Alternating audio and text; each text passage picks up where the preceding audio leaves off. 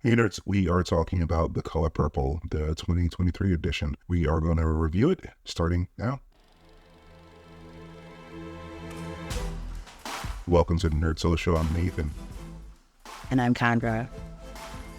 Hey, so if you haven't heard or haven't seen Oprah running around all over the US, The Color Purple is coming out again this December 25th. A new edition that is, as they say in the advertising, a bold new take on the original. So Warner Brothers actually gave me like a 10-paragraph description of this movie. I had ChatGPT boil that down to a couple sentences. That boils down to explore the powerful adaptation of The Color Purple, produced by Oprah Winfrey and Steven Spielberg, featuring a stellar cast and directed by Blitz Bazawule. The film brings the beloved novel to life in a new way, highlighting themes of love, resilience, and sisterhood. As I said, it'll be out on the 25th, and it is out internationally on January 18th. I saw this a couple weeks ago, maybe it was last week. In a country, you saw it a couple days ago. At home, we have some access to screeners because it's award season. So we can, I guess, run through some of the actors that show up in this. So Fantasia is playing the main character, Celie, and we have as well Taraji P. Henson is playing Shug Avery. Danielle Brooks. Danielle Brooks is playing Sophia. Coma Domingo is playing Mr. I'm not actually that familiar with this actor, but he is Corey Hawkins. He's playing Harpo. And then Felicia Pearl Mapsy is playing young Celie, and Halle Bailey from recently The Little Mermaid is playing young Nettie.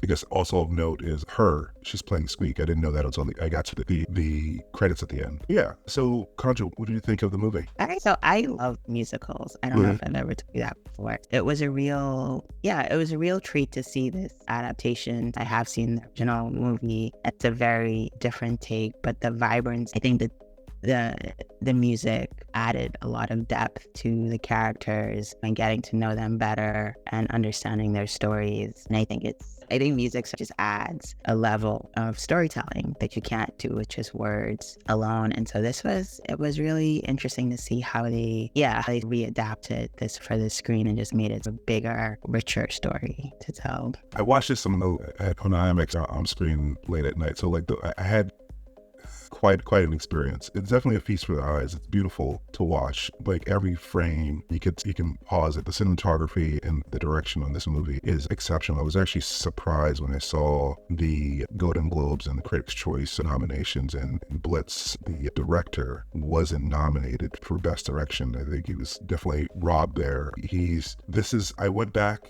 I enjoyed this movie so much that I went back to compare it with the Steven Spielberg version, because I hadn't seen the Spielberg version, and I definitely enjoyed this one a lot more. It's just maybe because of the pacing of movies back then. It was a lot slower, and the only reason I could actually get through it is because I knew the plot points from seeing this version. But there's also things cut from this version that were in the original one that were a bit funny, because I think Spielberg tried to use humor to offset the bleakness of Celie's life, so you have more comical moments in the original, whereas because the intent here was to use the music to offset it, here it wasn't really necessary. And I think even in conversations that the director and the screenwriter have had, their aim was to have a kind of a magical realism. Even though Celie she's in a terrible situation, they wanted to give her more of a voice than she had in the original one through music, which they definitely did. Like I said, every scene, even from the very beginning, starts on a beach and it's beautiful. They definitely spent a lot of money on this movie. The music was great. The performances were great. I watched it late at night. The one gripe that I had, or one issue that I had, was I thought it was a little bit too long. But I feel like I was thinking about this the other day, whenever critics tell you that, it might have to do with like when they watched it was late at night for me. So if it is 2.5 hours, so definitely a recommendation for me, but like maybe go in the middle of the day on Christmas Day if you're gonna go, and not at night, because I did get to see it again at home, and I didn't feel the length that time, because I was thinking maybe they can cut this song or that song when I first watched it, but like I watched it the second time, it's like, yeah, it's fine. It's probably, don't try to start it, especially at my age, don't start try to start a movie late at night. That's that long. But yeah, the movie is exceptional. It definitely will make my top 10 list for the year. I can't say, it's difficult to say much else about it or the specifics about it without spoiling the plot, but I will say that Fantasia is very effective in the role. She played it, I think, in early 2000, like 2007 or 2008. I can't remember off the top of my head. She was much younger, but she looks fine. She, as they say, black doesn't crack. She looks fine in the role, and she sounds exceptional in her set pieces and things like that. It's interesting to juxtapose her performance with Whoopi Goldberg's performance, because they're playing the same character, but they're definitely modulating certain different things. And yeah, because I think that was Whoopi's first role too. She had done a bunch of stage stuff, but that was her first role as well. And I'm used to, in recent years, watching Whoopi do things that are much broader than that. And when you see that original movie, it was like, oh yeah, that's right. Whoopi Goldberg can really act. She says she right, but she never right. She said only death could keep her from it. Maybe she did.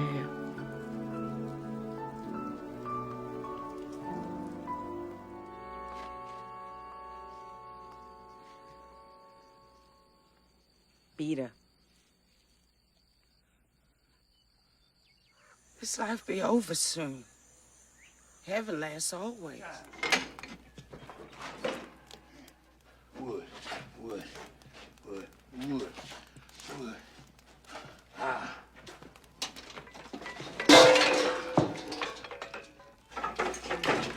She can, and Fantasia can as well. It's watching a different rendition of Macbeth or Hamlet. Just they're modulating in different ways and pulling different things out of the character. So yeah, she does a great job. I feel like in the original, Shook didn't pop as much as Taraji makes her pop in this one. Her performance is great.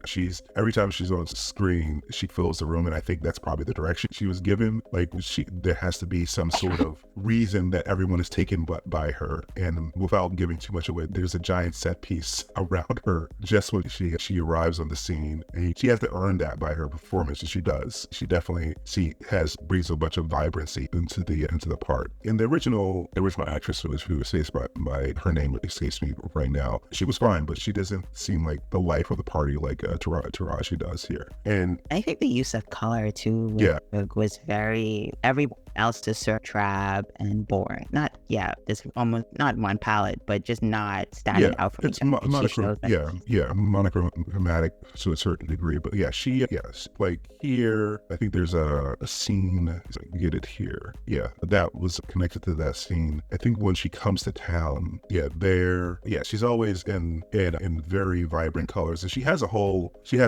speech about colors. So yeah, she definitely brings vibrancy onto the screen, not just from personality, but also the wardrobe choices that they make with her. Yeah, she's great, and it's real. And finally, I guess the three main performances are Taraji, Fantasia, and of course Danielle Brooks and Sophia.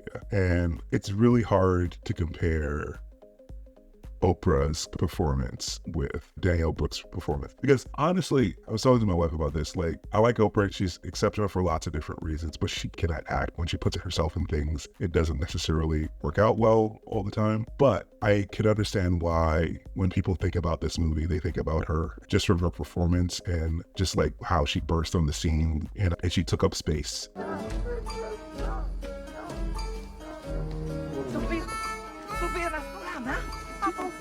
I declare you is slow. Put anything over on him. What I need to marry Harpo for? He living here with you. What food and clothes he get, you buy. I'm married. Go to your daddy now. What you want me to do with it? Try feeding her and then try fixing up this here mess you done made here. I can smell the rain coming. You told Harpo to beat me. My life I had to fight.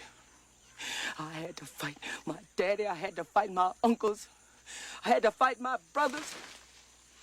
Girl, child ain't safe in a family man's. But I ain't never thought I had to fight in my own house. I loves Harpo. God knows I do.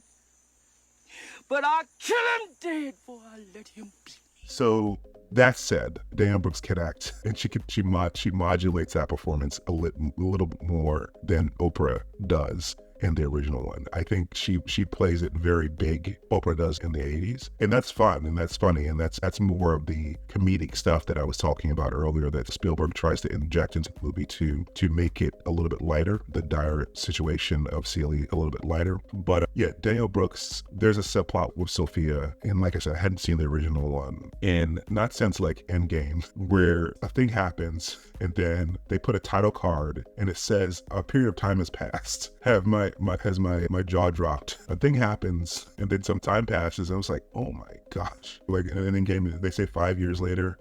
Yeah. So yeah, and how she acts after that happens also modulated very well. So Danielle Brooks is exceptional, and she can sing as well. So yeah, I think that the three main performances, if either one of those were lacking, this movie wouldn't work. But especially since this movie is so much about sisterhood and resilience and things like that, if those didn't work, the movie wouldn't work. But I think they all did an exceptional job. Yeah, and Sophia's character always stands out because she's just, I think in the movie you almost forget that exactly where it's set because you don't see a whole lot of white people in the movie. And Sophia really brings you back to that one of the harshest realities of that time. And so her character is just so from how they white people. Yeah. And then I think it's jarring. Yeah.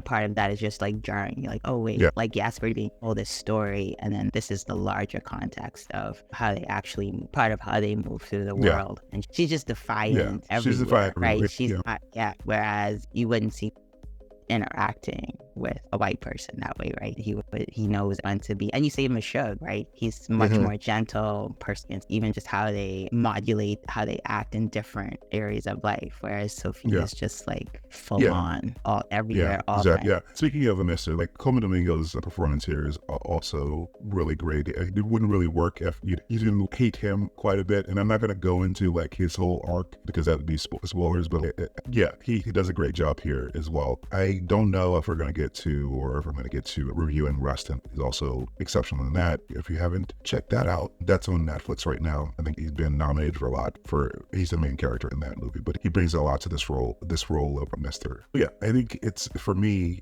definitely a recommendation, but how would you rate this on a scale? I think I would give it like an 8.5. Definitely intend to see it again in theaters, just so I could have that. Watching it at home, I didn't get that like full experience. But yeah. So a road trip. Okay. Yeah. So yeah, I warned you about that. You definitely should go back on Christmas Day and see it. For me, I went back and forth about this a little bit, but I had the experience of actually seeing it in theaters. And even though I was mostly repressed, it was like a bunch of black people there as well. Yeah, it's a 10 for me. It's a theater answer for me. It's really, I think the thing that the review embargo ends on Tuesday, and we'll probably, if you're watching this, it'll be past Tuesday or on Tuesday when you're watching this, but we could do social media responses to the movie. And I think the thing that I put on social media is that this is an event film. So it's definitely a rented theater or buy tickets for your family. I mean, a lot of people do things on Christmas. Like that's the thing that they open presents and they go to the movie. This is the movie they should go and see. I think that happened because my sister messaged, she was like, do you guys want to see Wonka the Color Purple? And I was like, I didn't tell them that I'd already seen the Color Purple. Yeah. But like when I go home, I'm like, yeah, maybe we should just go see the movie as a family. I would definitely go see it again. I've seen it twice now, and like I said, watching it the first time in the theater motivated me to go and see the original. So that's how much I liked the movie. So yeah, definitely go and see it. Take your family. It's definitely worth your time. It's definitely worth the trip, and even if you can swing it, an event for your families. So any final thoughts before we wrap up here? It's really, I think this is a great movie. I feel like this has been, I don't know, a trend like for a few years now where there's a major, mostly person of color cast in a musical for the last few years. I'm like, I see the movies, but I'm forgetting the titles. But I think even though like West Side Story last year around the time, like it was a Christmas movie with Rashad and Keegan-Michael Key. Oh, we were watching that last night. Jingle Jangle. Yeah, maybe it's a couple years ago. I don't know, but I'm loving the music, the performances. It's nice to have these big. Yeah, they spent a lot. They spent a lot of money on this. You can see this is not a low budget black film. I'm going to watch some of those this year. Some of them are great, but it's really cool to see Hollywood dump a bunch of cash on a film with mostly black actors. You saw it, of course, years ago when Black Panther came out, and this is at that level basically. The production value and actually higher in certain because they don't have if they're using CGI, it's very subtle. Whereas it was more, with the CGI issues in that movie were more pronounced because they had to use it more. But yeah, it just looks painterly almost. So yeah. Right. That is what we think, but we want to hear what you guys think after you see it, and let us know if you want us to have a more spoilery discussion about this movie. We want to give you guys time to actually see it. So, all right. So comment down below, like, share, and subscribe, and we will see you in the next one. Bye. Bye.